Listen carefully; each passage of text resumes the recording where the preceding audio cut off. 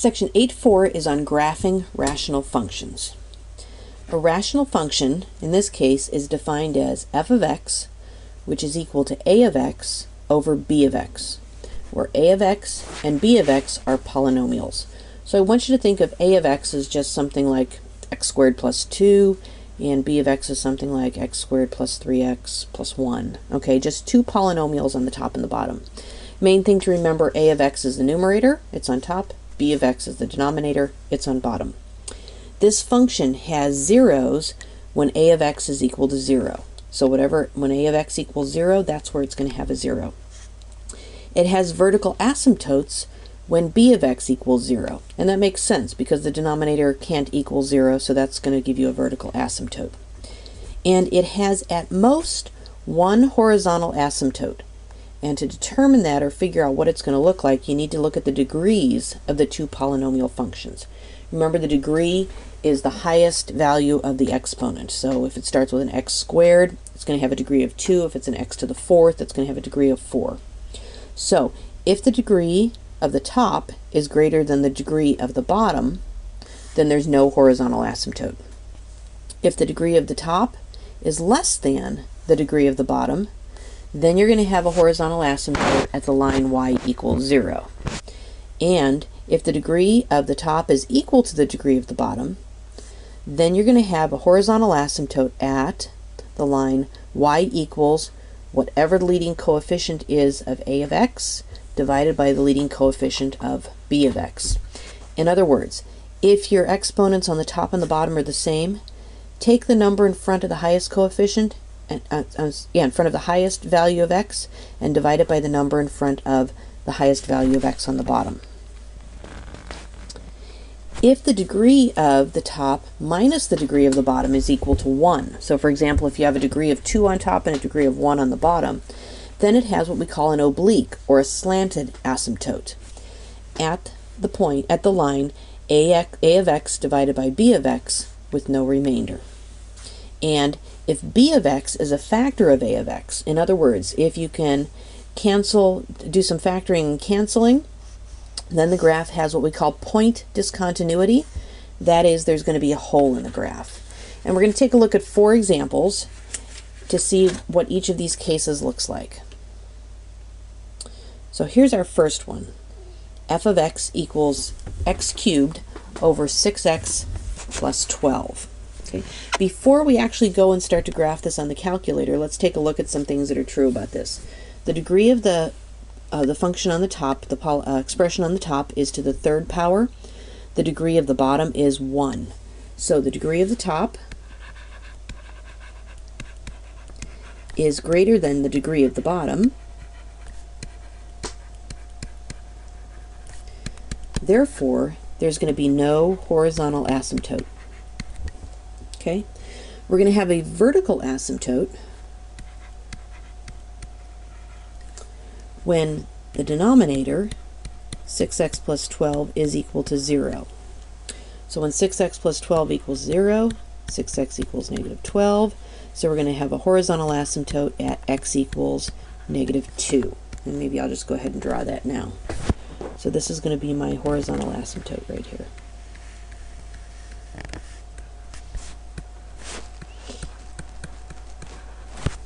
And I think that's probably about all the information we can get out of this without graphing it. So let's go to our calculator, and we're going to put this in. So x to the 3rd power divided by, and let's parentheticate, let's see, large screen here.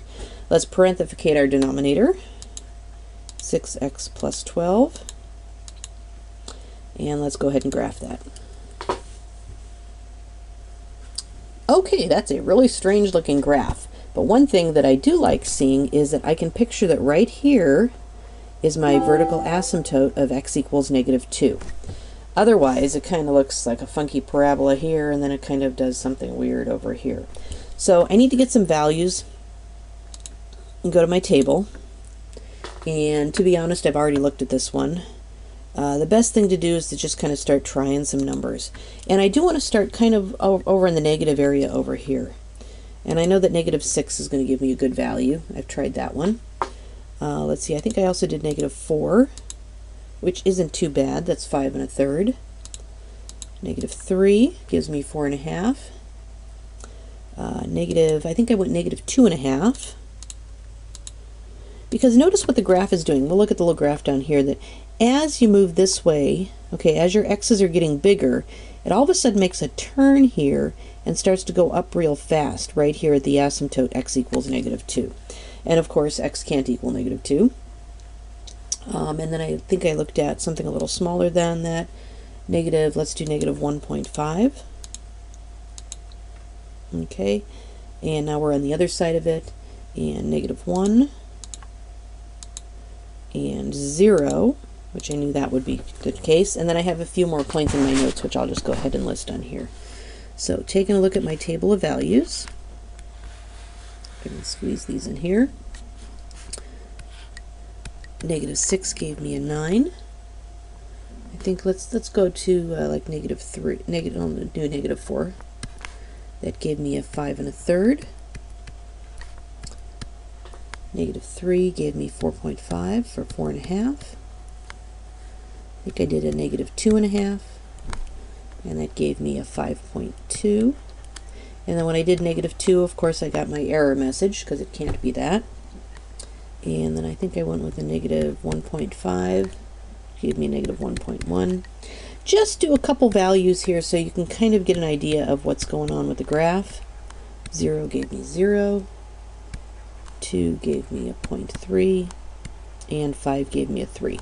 So pick a few points, and then also don't be afraid to look at what the calculator was giving you. So negative 6, 9, I count that right, 2, 4, 6, and up to 9, 2, 4, okay, and negative 4, 5 1/3, so something like that.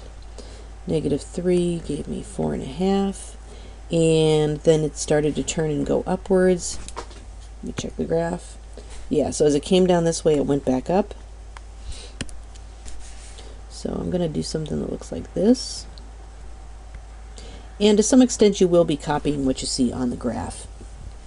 And then negative 1 1/2, negative 1.1, negative 1, negative 0.2, 0, 2 goes up a little bit, and 5 goes up to 3.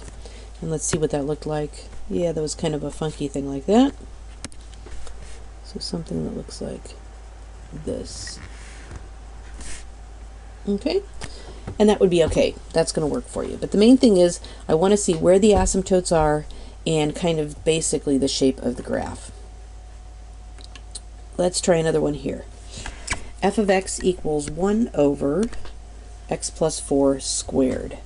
So the degree of the top is 1, or I'm sorry, the degree of the top is 0, the degree of the bottom is 2, so the degree of the top is less than the degree of the bottom. Therefore, I'm going to have a horizontal asymptote at y equals 0. So I think I'll go ahead and draw that. Remember, the line y equals 0 is basically the x-axis. Okay. And I'm going to have a vertical asymptote at when the denominator equals 0, or a vertical asymptote at x equals negative 4. So I'll draw that. Line x equals negative 4 is right here. Okay, now let's go to our graph and see what it looks like.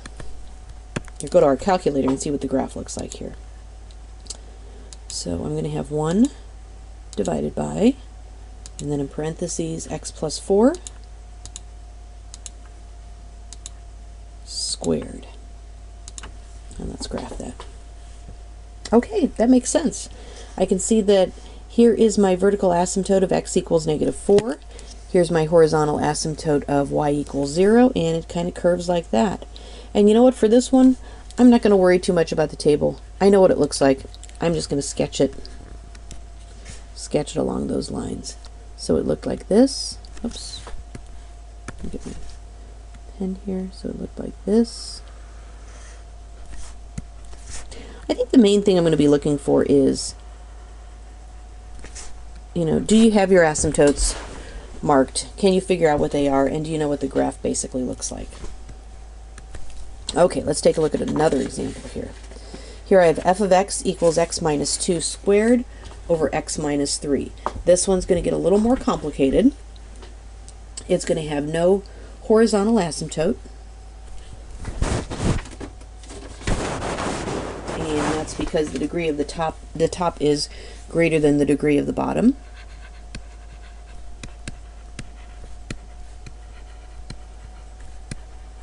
Because my degree on top is 2, my degree on the bottom is 1. Therefore, no horizontal asymptote. Okay. I'm going to have a vertical asymptote when x minus 3 equals 0, or at x equals 3. So I'm going to go ahead and draw that asymptote in here.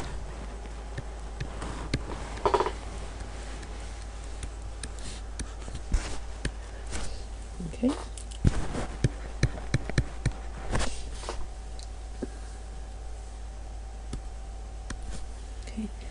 And notice that the degree of the top is 2, the degree of the bottom is 1, the degree of the top minus the degree of the bottom is equal to 1, so that means I'm going to have an oblique asymptote. Actually, let me go ahead and write that. So the degree of the top minus the degree of the bottom equals 1. Therefore, I'm going to have an oblique asymptote.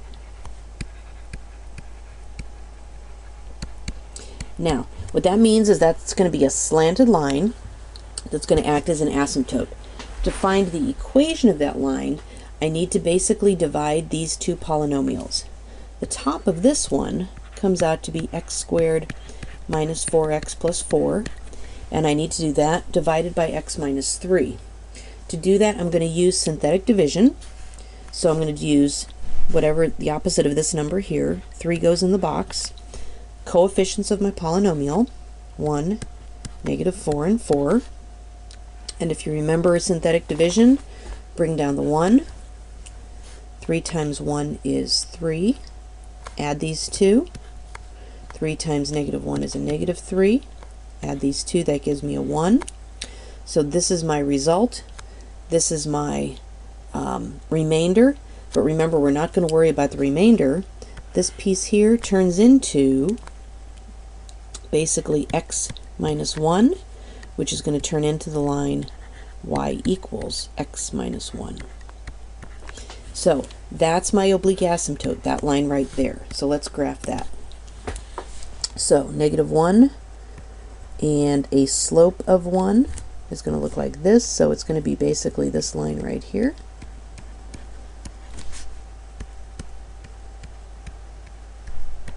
I got a little sloppy there.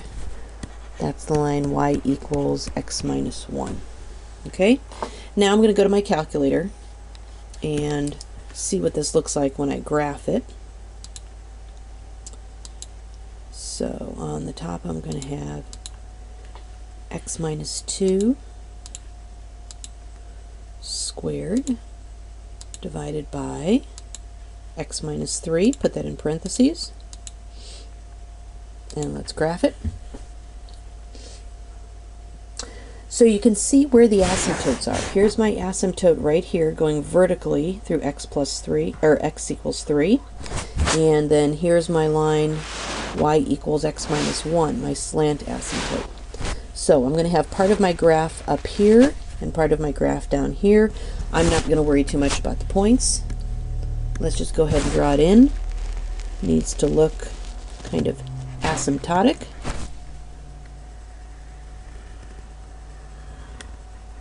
And it's going to look something like that. Okay? And our last example, which I don't have a graph for here. I'll need to go get a graph. Let me see if I can I copy that? There we go. Alright. So here we have f of x equals x squared minus 2x minus 8 over x minus 4. first thing that I'm noticing is that this can actually, my numerator here can actually be factored. So f of x is equal to, that's going to factor into an x minus 4 and an x plus 2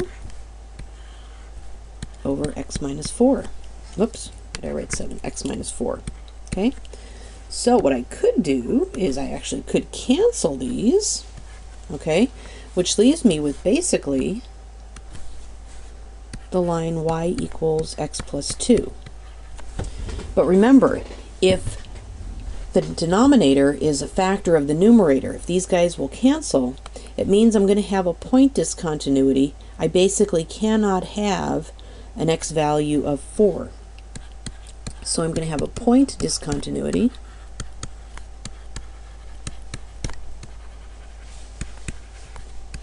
at the point x equals 4, not the line, the point x equals 4. Because basically what I'm going to have here is a line, okay, the line y equals x plus 2, which looks something like this.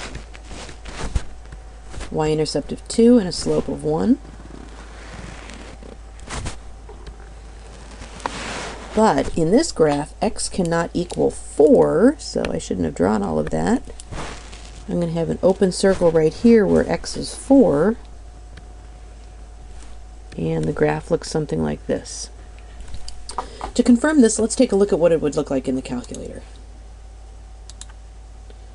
So let's clear that, and let's do the original polynomial. X squared minus 2x minus 8, close parentheses, divided by x minus 4. And let's graph. And sure enough, it looks like a line. Now the calculator doesn't show us the point discontinuity at x equals 4.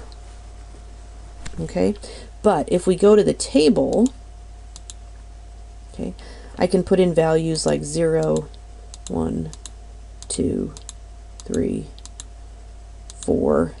Aha, there I get my error. 5 and 6. So you can see the normal values of y, but x cannot equal 4 because that value, because when x is 4, my denominator would be 0. So that's how you graph rational functions. It's very complicated and there are a lot of different cases. I think the most important thing is to become familiar with all of these rules on the first couple pages here. Okay, identify your asymptotes, where they're going to be, and then use your calculator to figure out kind of the basic idea of what the graph is going to look like.